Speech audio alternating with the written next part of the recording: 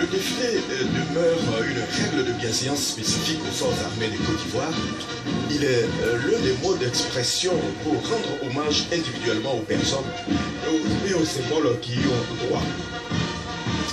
En effet, le défilé militaire a une valeur éducative irremplaçable pour la formation morale de la troupe, pour le renforcement de la cohésion. Il est le reflet et de la discipline militaire. Dans sa forme, il est un code de principe des armées, une matérialisation des liens qui les unissent aux autorités et aux populations civiles. Dans son esprit, il est la marque de fidélité à un idéal, le reflet de la rigueur, le régulateur du degré de solidarité et d'abnégation des hommes et des femmes qui ont choisi le métier des armes. Il est enfin un facteur d'élévation morale. Le bloc musique, c'est trois unités, la musique Fassi, chef musique adjudant Sakou John, tambour major sergent Djemel David, la musique de la gendarmerie, c'est le chef de musique, c'est l'adjudant Aboulou Louis, tambour major adjudant Didi Wilfried aujourd'hui, et la musique de la police, chef de musique adjudant Théo Moïse et tambour major adjudant Akafou Serge. Je vous le rappelle, le commandant de troupe, c'est le général de brigade premier Ingrid Julien, chef d'état-major de l'armée de terre, commandant des troupes. Le porte-drapeau, c'est le lieutenant Guy Franck. Il faut juste rappeler que les musiques militaires existent essentiellement depuis la seconde moitié du XVIIe siècle. Elles donnent du faste au séminaire militaire et entretiennent un répertoire musical collectif. La musique militaire est parfois confondue avec les sonorités ou les tambours qui concernent, et plus spécialement les répertoires du civil ou la transmission des ordres. La musique militaire a pour mission de donner un éclat tout particulier aux cérémonies et de produire des supports sonores au profit des unités. Elle requiert rigueur, compétence et harmonie dans son exécution. La présence à ce défilé des 4 formations de musique traduit l'esprit de cohésion et la fraternité d'âme qui unissent tous ceux qui servent sous les temps.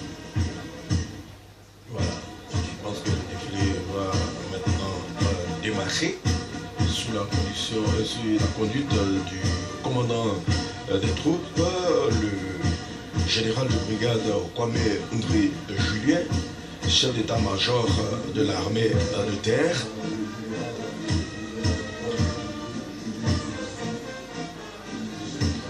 Il est officier de cavalerie, il est issu de l'école des forces armées promotion Gabriel Dadier 1982-5-1987.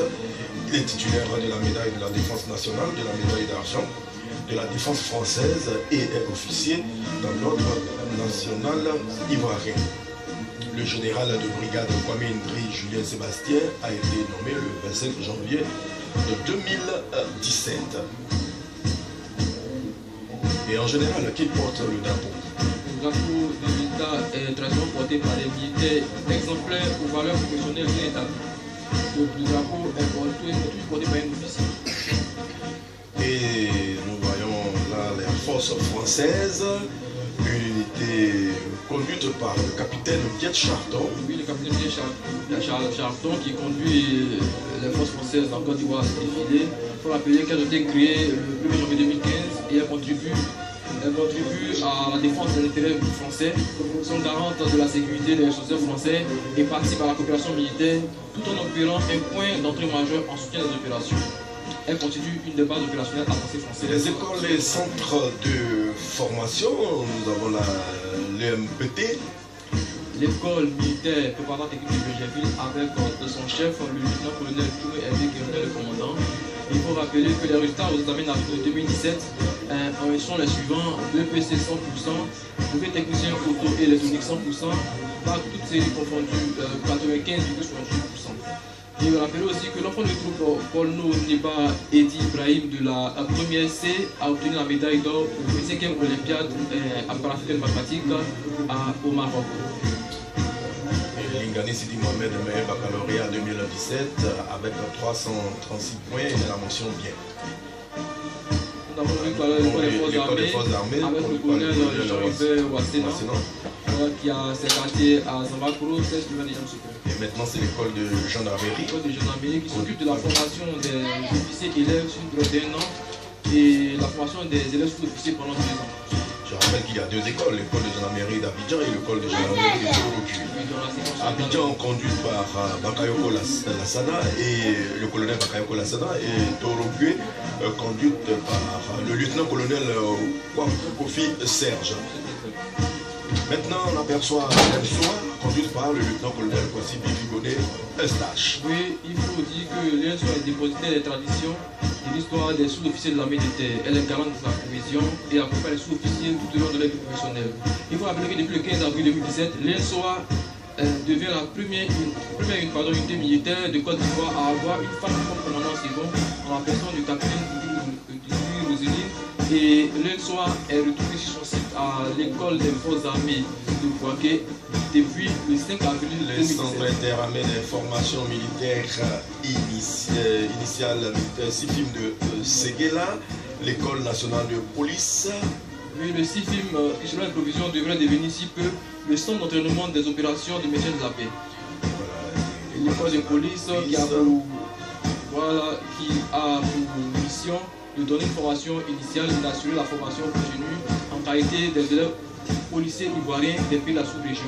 Elle a déjà formé des policiers de Burkina Faso, de la Centrafrique, du Niger et du Tchad. Elle est commandée par le commissaire principal Toudou Albert. Après l'école nationale de police, nous avons l'école nationale des douanes. L'école nationale des douanes, effectivement, située à l'ancien port près du quai Futier, dans la commune du Plateau.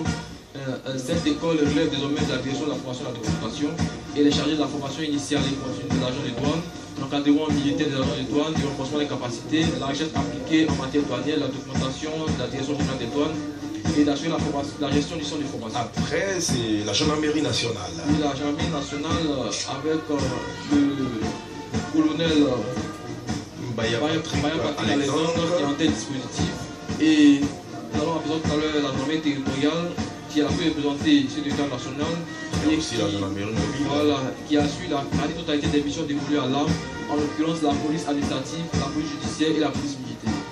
Cette gendarmerie territoriale est commandée par le colonel-major Kwasi Henri Stanislas. Il y a aussi une unité d'intervention. Voilà, la gendarmerie mobile et les unités spécialisées qui ont pour mission, gendarmerie mobile, d'exécuter essentiellement des missions de maintien de l'ordre ou de l'établissement d'ordre. Et les unités spécialisées qui ont une mission spécifique en matière de sécurité, d'intervention, de protection et de surveillance. Cette unité est commandée par le colonel-major Bakayoko Lassana, qui est le commandant de la gendarmerie mobile et des unités spécialisées. Les unités spécialisées, on les aperçoit derrière le rouge, à partir de leur tenue. Il y a le groupe des armes blindés, le GEP, il y a l'unité d'intervention de la gendarmerie nationale, l'UIGN, l'installement de protection des hautes personnalités, l'EHP, le groupe de sécurité aéroportière, le GSA, et le groupe de sécurité portière, le GSP. Les forces armées de Côte d'Ivoire, les FACI. Oui, le grand ensemble. Les forces armées de Côte d'Ivoire sont des formations militaires organisées et équipées, spécialement dans le but de défendre l'intégrité du territoire national, de préserver en toutes circonstances, en toute forme d'agression, l'intérêt vitaux de la nation, protéger les populations et leurs biens, contribuer à la sécurité régionale et internationale, et enfin participer aux actions en faveur de la paix et de la internationale. Dirigé par le général de brigade Doumbia Lassana, chef d'état-major général des armées adjoint qui seconde le général de division tous les secours, chef d'état-major général des armées. Cette armée est compartimentée en trois grandes entités. Il s'agit de l'armée de terre, de l'armée de l'air et de la marine nationale. Nous apercevons une section féminine. Voilà, nous avons tout à l'heure vu le premier bataillon d'infanterie qui est passé avec le lieutenant-colonel Brahima Doumbia. La section féminine est passée avec le sergent-chef Logo Caroline, l'UCS, le colonel Kone Zakaria qui les dirige. Oui, et rappeler que l'appui au commandement se définit comme l'ensemble des capacités et moyens qui permettent à un état-major pour une en opération de se déployer et de vivre, de travailler et d'être projeté dans la durée, et quel que soit le contexte potentiel des actions. L'UCS est commandé par le lieutenant-colonel Kone Zakaria. Il y a le premier bataillon d'infanterie dirigé par le lieutenant-colonel Doumbia Brahima. Oui, tout à l'heure on l'a dit, le premier bataillon d'infanterie avec le lieutenant-colonel Kakou Hubert. Le bataillon Jean Kakou Hubert.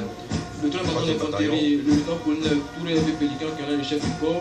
Le quatrième bataillon d'infanterie avec le lieutenant-colonel Traoré Draman qui en est le chef du corps, mais pour la circonstance, c'est lui qui défile et ce bataillon constitue un des premiers verrous dans la partie nord de notre pays. Depuis fin juin 2015, cette unité a une opération de protection contre la menace décelée au Mali.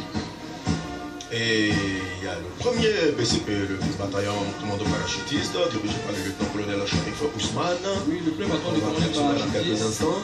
Voilà, qui est la seule unité parachutiste détentrice des traditions et des techniques commando. Sa mission consiste à mener des actions aériennes portées sur les lignes arrières de l'ennemi. Cette unité est commandée par le lieutenant-colonel Sharif Ousmane. Voilà, le bataillon de sécurisation de l'Ouest.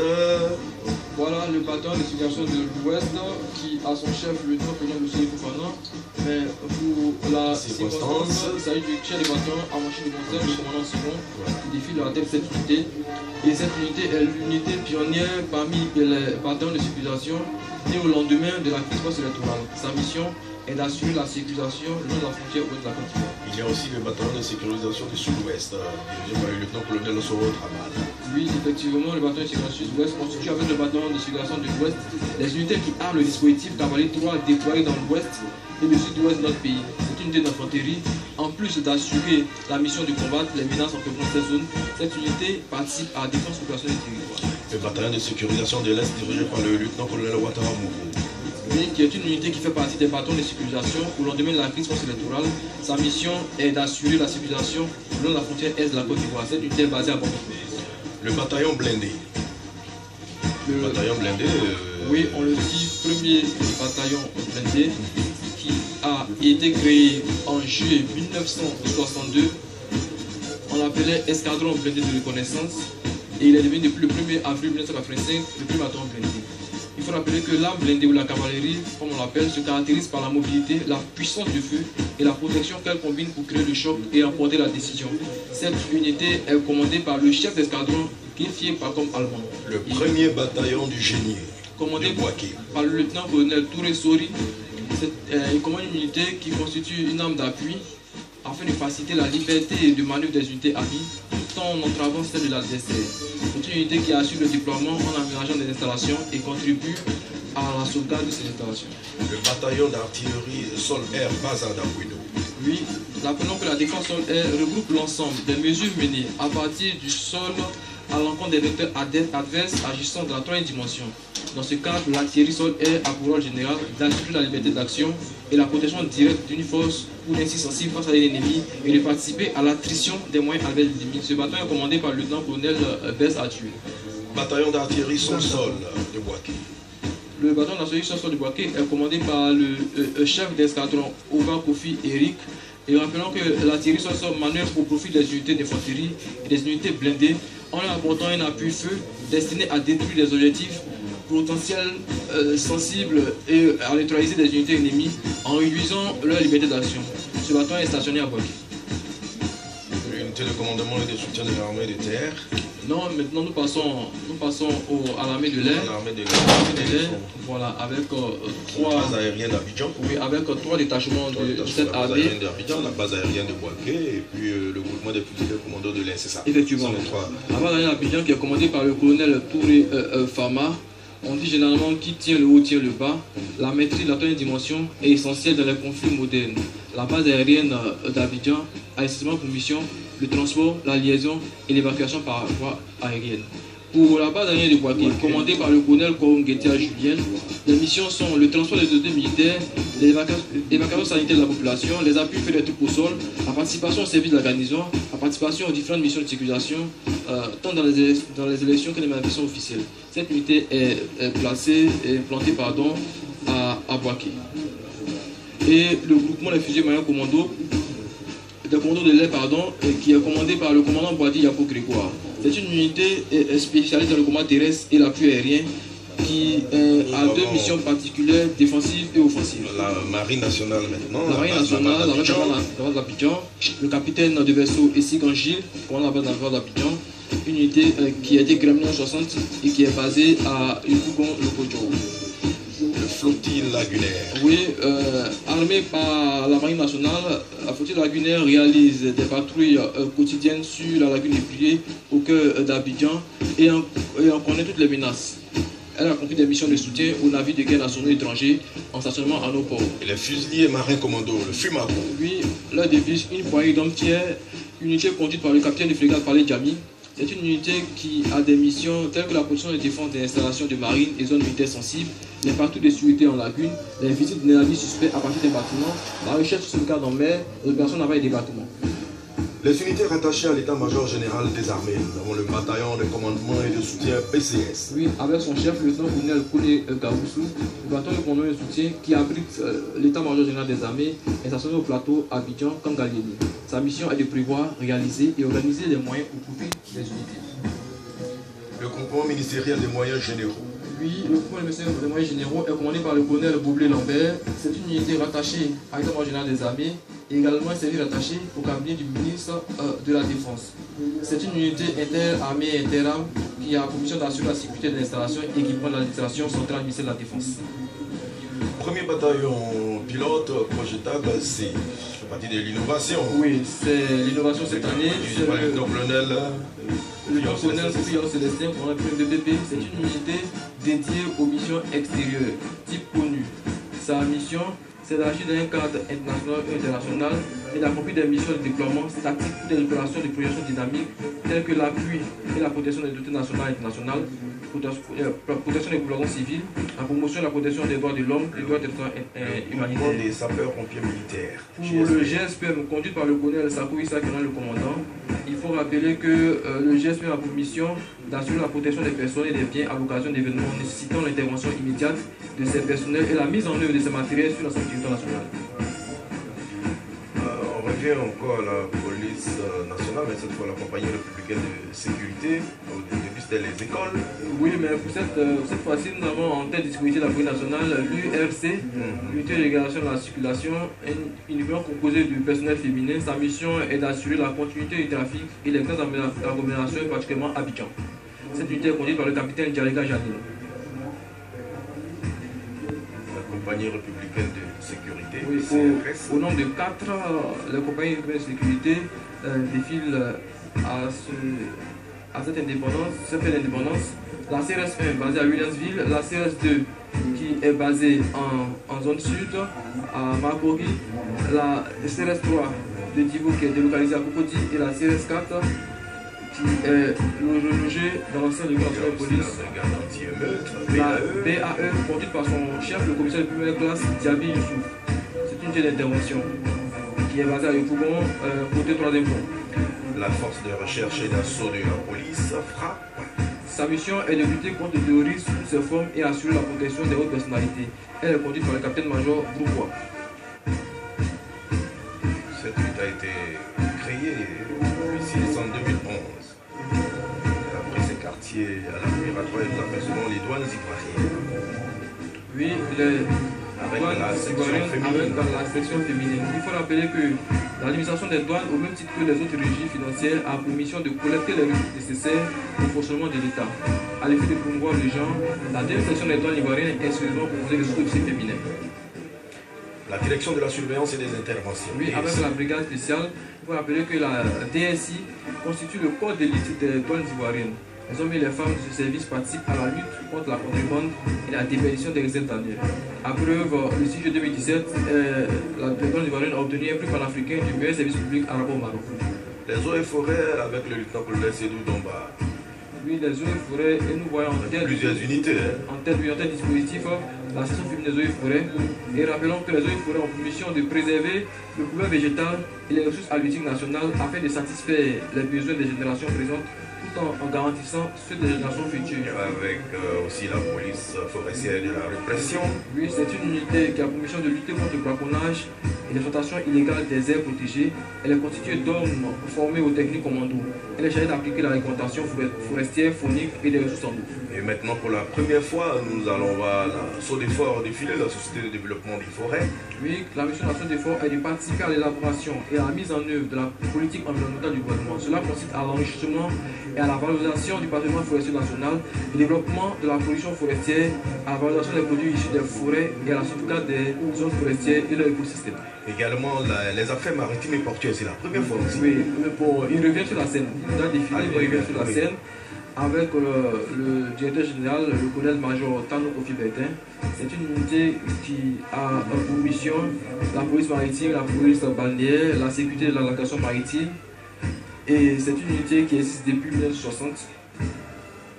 Elle fait partie des forces de sécurité intérieure de Côte d'Ivoire. Et maintenant, le Centre de coordination des décisions opérationnelles, CCDO. Oui, qui a pour mission de coordonner la mise en œuvre des décisions opérationnelles du Conseil national de sécurité, de traduire en acte les décisions prises par le Conseil national de sécurité, de veiller à la synergie et à la complémentarité des actions liées aux décisions du Conseil national de sécurité. Ce centre a été mis sur pied le 12 mars 2013 par décret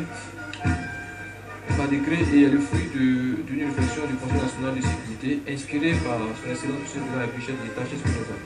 Le Centre de coordination des décisions opérationnelles, CCDO, a pour mission de coordonner la mise en œuvre des décisions opérationnelles du Conseil national de sécurité, vous l'avez dit, traduire en acte les décisions prises par le Conseil national de sécurité, veiller à la synergie et à la complémentarité des actions liées aux décisions du Conseil national de sécurité. Et ce sont eux qui vont fermer la première partie du défilé. Parce que nous allons maintenant accueillir les forces spéciales. Les forces spéciales, je le rappelle, ont été créées à l'issue de la crise post-électorale par le décret numéro 2011-201 du 3 avril 2011. Elles sont en construction et l'objectif est de disposer face aux nouvelles menaces et aux exigences actuelles de défense et de sécurité d'une force de mener en temps de guerre, de crise, des opérations spéciales à haute valeur stratégique et susceptibles d'influencer fortement le cours d'un conflit, de participer à la veille stratégique par la lutte contre les réseaux clandestins, la recherche et l'exploitation du renseignement, et enfin d'agir en soutien des unités de protection de nos personnalités en moment hostile. Pour ce défilé, il y aura deux détachements, deux commandos, le commando Bravo, spécialisé en combat en zone urbaine, et le second commando dit Delta, spécialisé en contre-terrorisme et libération d'otages. C'est le commando qui a participé à la libération de la ville de Bassam lors de l'attaque terroriste l'année dernière, le 13 mars. Quel est l'importance d'une telle force pour une armée d'un pays? Oui, comme la devise le dit, ultimum responsum, qui veut dire ultime recours, c'est la dernière force qui a même de réagir et prendre responsabilité pour défendre l'État quand les autres forces sont plus ou moins faibles. D'accord. Nous allons les suivre avec la permission du réalisateur.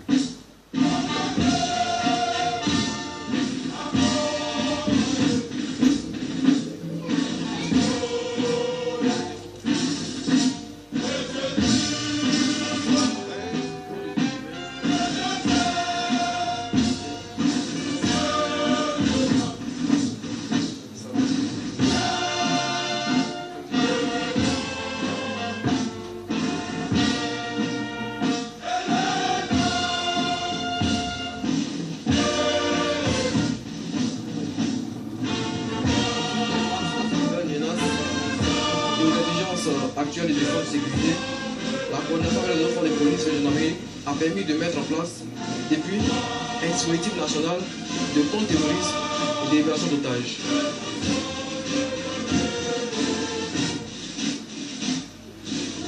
Ce sont des forces très spéciales, avec un défilé spécial. Tout est spécial chez ces forces.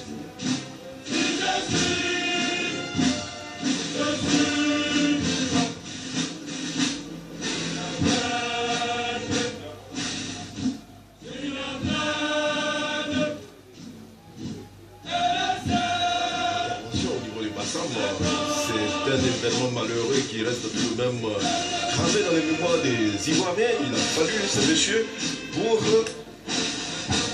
tirer Bassam d'affaire. Le tribunal et les officiels ont bien réagi. On a dit on réagit du gouvernement et on le conduit à arrêter l'attaque.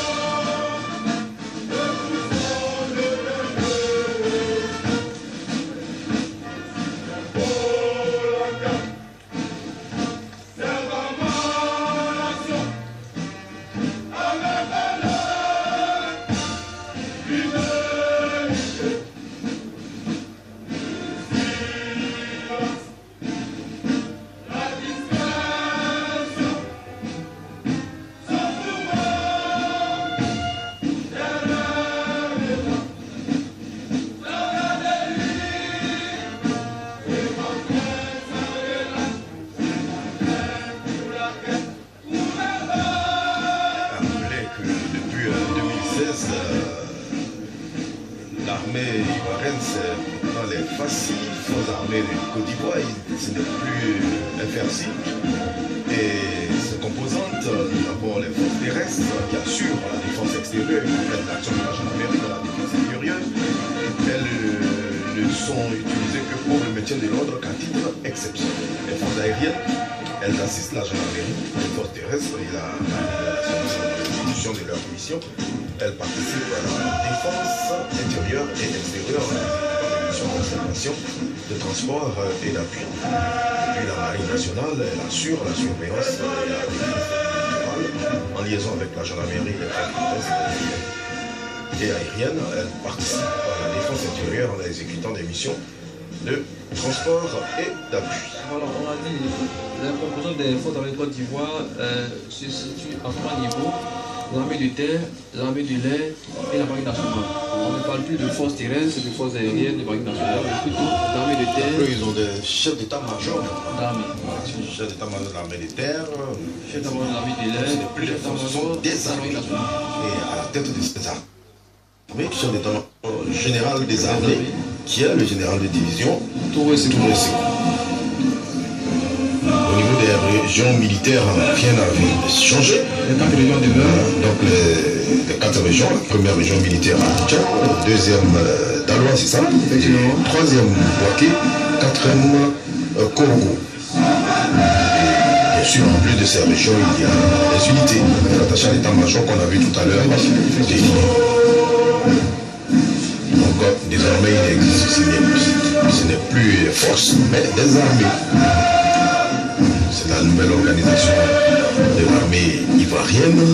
Oui, effectivement, on dit que la Fédération de Côte d'Ivoire participe aux tâches de maintien de l'ordre et à l'exécution des missions d'utilité publique dans les conditions prévues par les décrets ou sous l'exécution des autorités compétentes. Elles agissent dans le respect des droits de l'homme et des libertés publiques. Les forces armées de Côte d'Ivoire comprennent les armées terre, air et marine nationale, les forces spéciales, les services d'administration et de soutien interarmées et les unités attachées à l'état-major général des armées.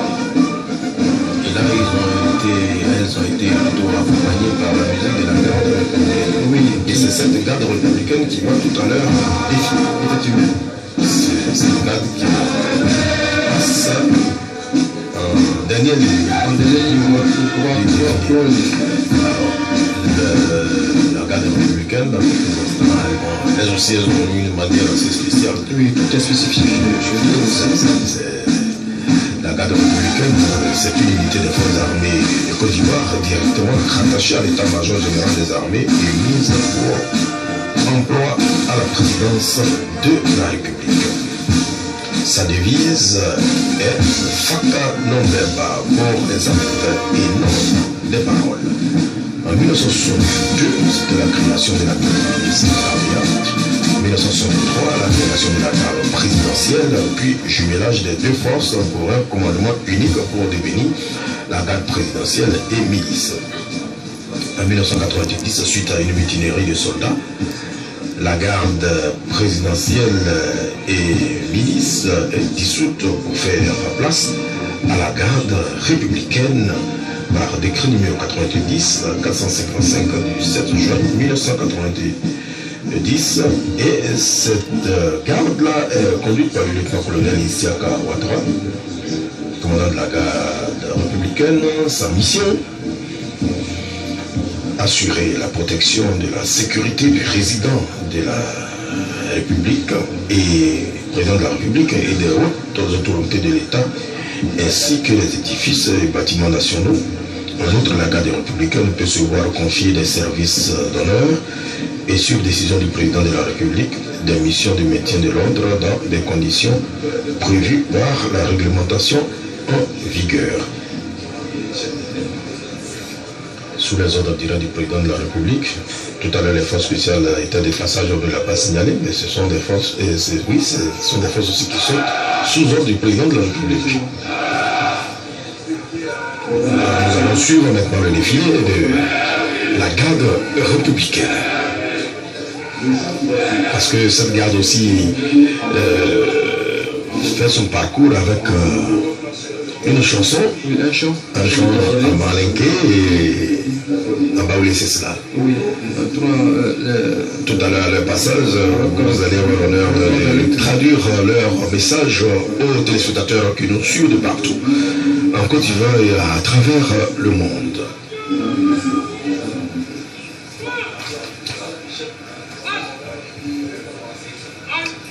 Je rappelle aux téléspectateurs que nous sommes à la cérémoniale militaire commémorant l'indépendance de la Côte d'Ivoire en 1957. Après le défilé, après le cérémonial militaire, nous aurons une cérémonie de décoration.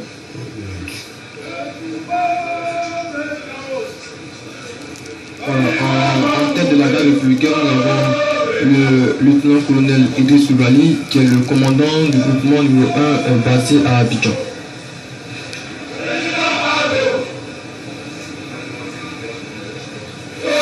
Et tout à l'heure, il y a un détail qu'on n'a pas donné, c'est que on a remarqué que les troupes défilent dans le même ordre ici au palais. Est-ce une règle? Oui, c'est une règle. C'est ce qu'on appelle le moment de bataille. C'est fixé, comme on l'a dit, selon le règlement du service de garnison, c'est un ordre qui est fixé par l'autorité responsable de la cérémonie, de la cérémonie.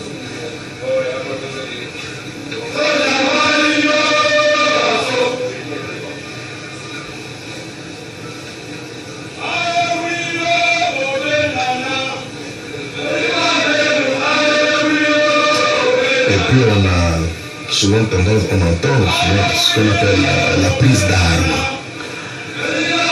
C'est quoi au juste, la prise d'armes? La prise d'armes, on a dit que c'est le rassemblement de troupes en armes participant à une cérémonie. Elle comprend généralement une revue de troupes suivie d'un défilé. Et l'ordre dans lequel les troupes sont disposées s'appelle l'ordre de bataille. Il est prescrit par l'autorité militaire en sortant de la cérémonie qui peut le modifier si de besoin afin de faciliter l'exécution du défilé.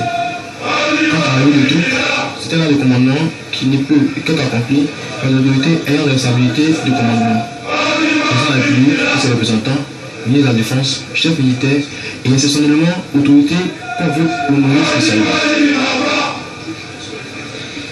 Et là, c'est la cadre républicaine. Nous allons suivre et écouter le message. Voilà, ils font leur entrée sur les périmètres où se trouve le président de la République et tous ses invités. Ce qui va nous permettre quand même de traduire un peu ce qu'ils sont en train de dire pour ceux qui ne comprennent pas le malinké et le baoulé. Le chant signifie ils arrivent, levez-vous. Les enfants de Côte d'Ivoire arrivent, levez-vous. Ils arrivent, les militaires et le président Ado arrivent, levez-vous. La Côte d'Ivoire est debout, elle n'est jamais debout. Chers amis de la Côte d'Ivoire, unissons-nous pour soutenir le président Ado. Chers femmes de Côte d'Ivoire, unissons-nous pour soutenir le président Ado. Car sans la paix, rien ne peut être réalisé dans ce monde. Chers Ivoiriens, nous vous remercions. Au nom d'Ado, nous vous remercions. Nous nous sommes convaincus que vous le soutenez. Effectivement, sans la paix, nous ne pourrons réaliser. Aujourd'hui, combien d'ex-combattants ont intégré les effectifs? Voilà. Dans le cadre de la recherche et de la cohésion dans nos rangs, nous évitons désormais de faire référence aux origines des uns et des autres, mais je vous prie par conséquence de retenir simplement que ceux qui devaient réintégrer à l'issue de l'opération de réarmement et de mobilisation et de réinsertion sont présents dans nos rangs avec les mêmes chances et les mêmes possibilités que tous les autres.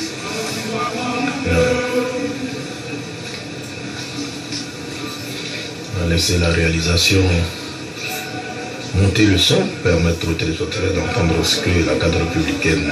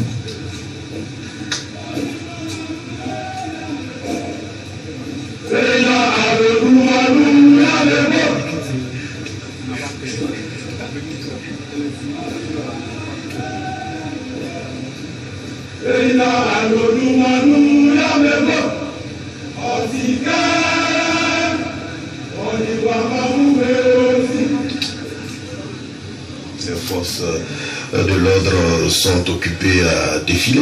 N'y a-t-il pas de risque au niveau sécuritaire? Que la population soit rassurée, des mesures ont été prises au niveau de toutes les forces pour la désignation des personnels d'astreinte afin de parer à toute éventualité. Voilà le passage de la garde républicaine met fin au cérémonial militaire, comme nous l'avons annoncé tout à l'heure. Et donc nous allons suivre la seconde partie de cette rencontre. Et avant cela, le colonel régional de brigade, Kwame Julien Sébastien, chef d'état-major de l'armée de terre, va se porter à la tribune officielle. Général de brigade Kwame Ndri Julien, chef d'état-major de l'armée de terre, commandant de troupes ce jour. Cérémonial militaire du 57e anniversaire de l'indépendance terminé. À vos ordres, Excellence, Monsieur le Président de la République, chef suprême des armées.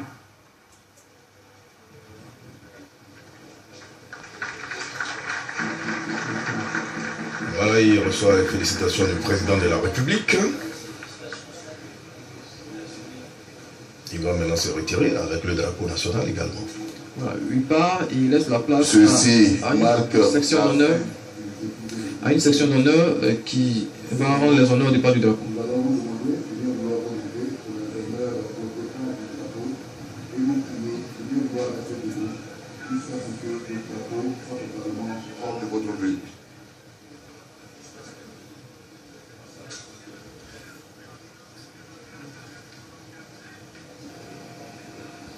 Et on a dit, en général, ce sont les meilleurs. La garde au drapeau est constituée de militaires ayant des valeurs militaires exceptionnelles bien établies.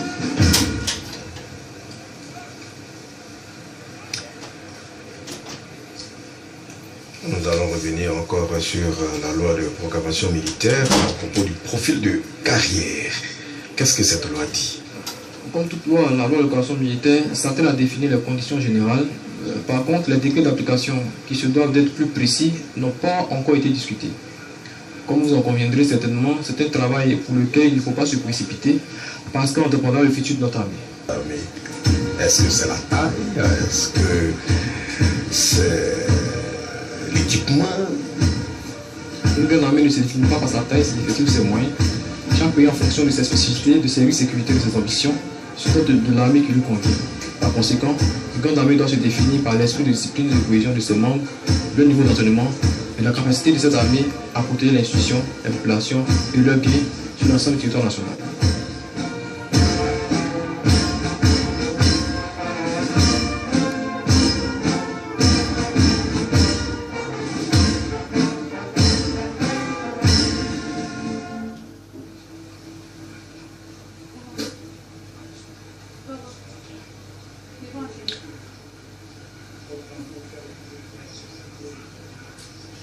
Voilà, le maître de cérémonie l'a dit, on va suivre le retrait du drapeau national. Tout le monde reste debout jusqu'à ce que le drapeau se retire. Voilà, on rappelle que le drapeau est le symbole de l'État de Côte d'Ivoire, c'est-à-dire d'un patrimoine commun de civilisation, de valeurs morales et spirituelles que tout citoyen peut être appelé à défendre au péril de sa vie. À l'avers, il porte en lettres d'or l'inscription Union Discipline Travail de l'île de la Côte d'Ivoire. Au réveil, il est frappé de l'insigne des forces armées de Côte d'Ivoire. Le drapeau est l'emblème que suivent tous ces hommes et femmes qui sont mis au service de leur pays. Symbole de l'identité nationale, le drapeau est le témoin du passé, l'illustration du présent, l'espoir du futur. Témoin du passé, puisqu'il rappelle dans ses plis la mémoire de nos jurystes anciens qui sont battus pour la patrie avec bravoure et dévouement. Illustration du présent, car il est l'incarnation de l'unité nationale et la matérialisation de la valeur morale de l'État. Espoir du futur, car il appelle phase, la cérémonie de décoration.